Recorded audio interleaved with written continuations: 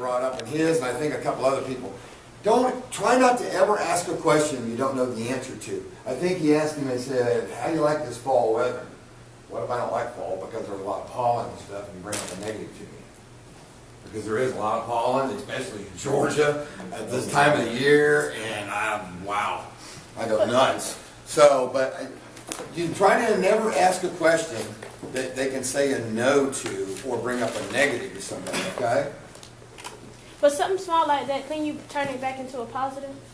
Well, you can, but why when you put a negative out there, okay, why do you want to have to even try to, because they've already got a bunch of negatives up there already. So, you know, it's the smallest thing can make that subconscious mind just turn that person all of a sudden into closed thinking. Okay, where they're not going to listen to you. Okay, we're all going to make mistakes, but what I try to do is have it to where you try, you know, to alleviate as many mistakes as we can when it comes to the subconscious part of the brain and bringing up anything negative. Okay, because, you know, it's just like, you know, I knew her answer was going to be stop, so I had him write it down, and it's a very easy question to answer, correct? But I knew her answer. And it was the wrong answer, but it's the right answer that I was looking for. Okay? It's the same thing. It's just I'm trying to get to. If you make sure you plant the right seeds and you don't say certain things that bring up negatives, then it's going to be so easy for you to sell a car. And when we do all these mental ownerships and trial closes that we're going to do, okay, and here's an example of one, just like I was saying, when you're talking to somebody, well, who's the first person you're going to show your new car to? When they have to answer that question, they mentally put themselves in that car and to that person when they answer that question. It's called mental ownership. It's a trial close. When we're doing our service and parts walk, okay, we're introducing them to the parts manager. We're already saying they purchased a new Mustang out here, they're buying a new Mustang out here, and we haven't even negotiated the deal yet. Okay, because on step on step one, what are we selling? Step one, what are we selling? Ourselves. We're selling ourselves, okay? On step 3, on the product presentation / walk around, what are we selling?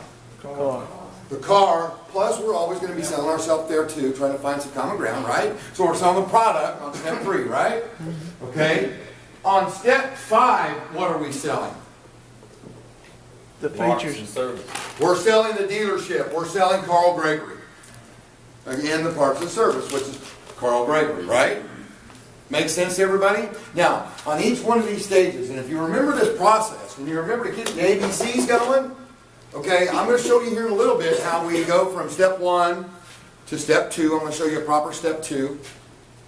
Okay, to step 3. You're always going to know when to transition. There's going to be a moment from step 1 because our goal is step 1, we want to get them on. When we're on step 2, the qualifying / finding the piece of the puzzle, okay, we want to have them, we want to know. You're going to know when it's time to transition them in from the lot to come in to set down. Okay, then to go out and select a vehicle to get them on that car. Now, some of your dealerships and some of your places like you to stay out in the lot. Okay, I feel that if the longer you stay with customers on their feet, it's easy for them to leave.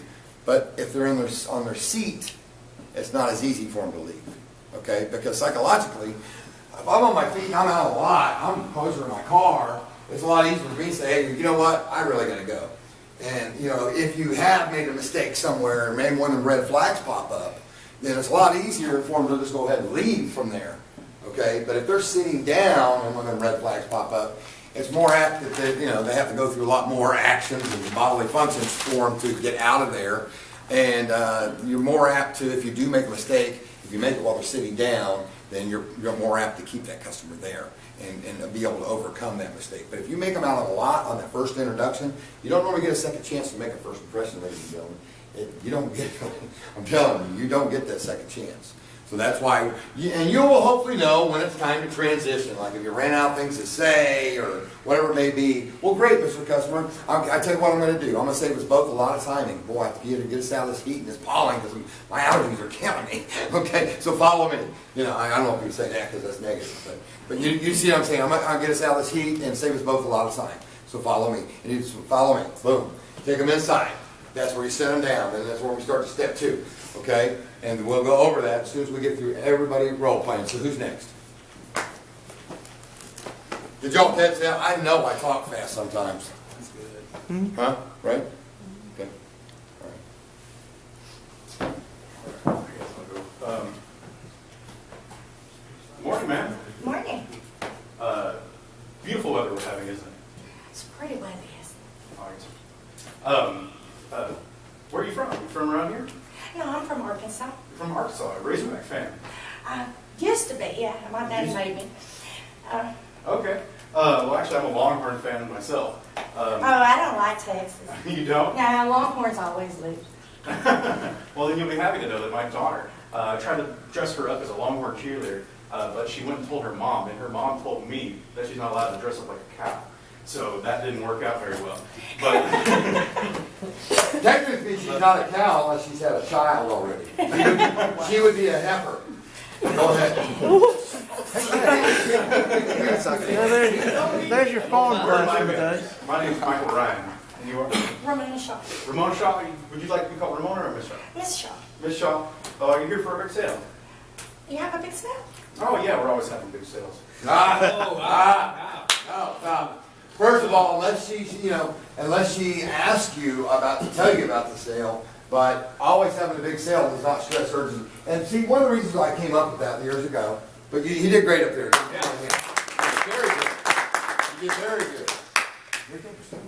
Oh, You she's so you want. sorry. Yeah, you're okay. I thought you were going to have a speech, sorry. No, not speech. Just, dang, almost made me forget what I was going to say. I got Always a big Oh, urgency.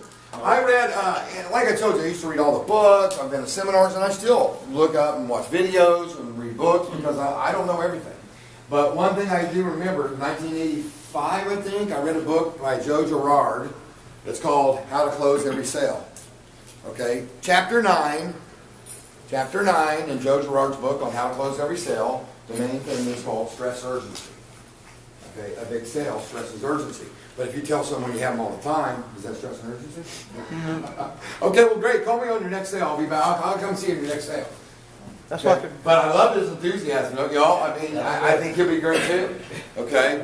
I love the enthusiasm, the confidence. You do pace a lot, though. You're hyper, aren't you? He sits there and he keeps going like this and like this. I watch it. I thought he was two-stepping for a minute, but I think he missed a couple steps. So maybe he's a terrible dancer. I don't know. But anyway, good job. Okay, let's go. Hello. Hi, how you doing? I'm doing fine. Can you? I'm good. It's a beautiful day, isn't it, darling? Oh, it's great. You like this time of weather? Football season? Oh, I love it. So what's your favorite team? Texas Longhorns. Longhorns. Well, that's good. They're a fairly good team. Yeah, who's your team? My favorite team is Auburn. Auburn. I'm an SEC fan all the way. I'm sorry. But that's all right. My name's Ronald Shaw, and you are? Michael Ryan. Would you like to be called Mike or Ryan? Mike's fine. All right, Mike. That's a big, Thank you. strong name. Oh, yeah.